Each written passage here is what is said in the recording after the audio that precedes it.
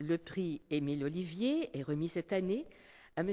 Alain Rimbaud, un nom prédestiné, convenez-en, pour son récit Le ciel en face, publié aux éditions Bouton d'Or Acadie. Permettez-moi de vous parler quelques instants de M. Rimbaud. M. Rimbaud est poète, auteur de romans pour la jeunesse. Il a laissé derrière lui la France pour venir s'établir en Nouvelle-Écosse en 1998, où il enseigne depuis dans une école francophone à Grand Pré.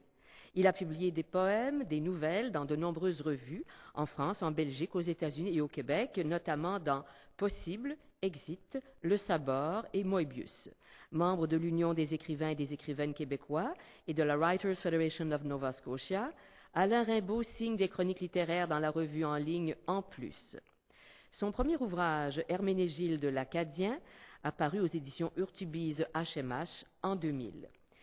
Le prix Émile Olivier lui est décerné pour son récit Le ciel en face, paru aux éditions Bouton d'Or Acadie. Le ciel en face est un récit sous forme de journal quotidien qui raconte les états d'esprit d'un jeune garçon, Manuel, dont la mère vient de s'enlever la vie. L'orphelin se perd en conjectures, morte par accident, par meurtre pour cause de jalousie, de désespoir. Manuel observe les réactions des adultes, dont celle de son père. Il sonde son propre cœur, dévore le journal laissé par sa mère. La confusion, la colère, l'amour sont parmi les états d'âme qu'expose cet adolescent, pour le moins dépassé par les événements. J'ai vraiment hâte de parcourir ces lignes. Avec une remarquable économie de moyens, Alain Rimbaud livre un récit touchant de manière simple et efficace. Il entraîne le lecteur à travers la gamme des émotions d'un jeune adolescent dont la mère vient de s'enlever la vie, sans occulter ni la naïveté ni la fraîcheur du personnage principal.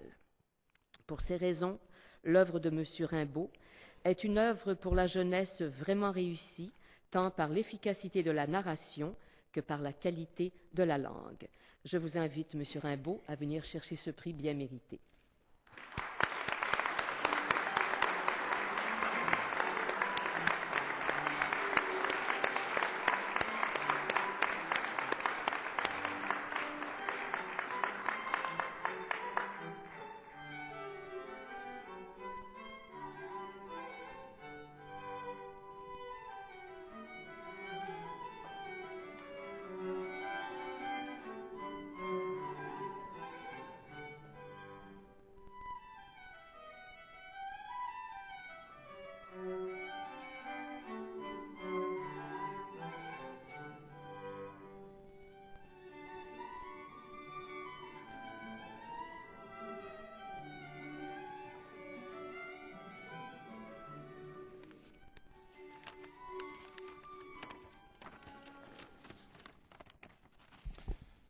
Je voudrais tout d'abord remercier chaleureusement mon éditrice, Madame Marguerite Maillet, qui a tout de suite cru en mon texte. Sans elle, j'écrirais sans lecteur. Dans le combat que nous menons en Acadie pour faire vivre notre langue, notre culture, sachez qu'il n'y a pas de général plus engagé, plus dévoué, plus dynamique et plus généreux que Madame Marguerite Maillet. Nous lui devons beaucoup. Merci également aux membres du jury qui ont voté pour mon texte et à l'institution qui finance ce prix. Je connais la grande qualité des auteurs francophones publiés hors Québec et c'est un grand honneur pour moi que de recevoir cette marque de reconnaissance en ce lieu si symbolique. Lorsque je suis arrivé en Nouvelle-Écosse en 1998, je n'avais aucune idée de la réalité de la vie en milieu anglophone. J'ai donc découvert que vivre en milieu minoritaire implique quelques engagements. La défense de la langue française devient un impératif quotidien. Dès mes premiers mots du matin avec mes enfants, je m'engage pour la sauvegarde du français. J'allume ensuite la seule station de radio en français disponible dans la vallée où je réside, la première chaîne de Radio-Canada. Enfin, j'enseigne le français et l'histoire dans l'unique école francophone de la vallée d'Annapolis.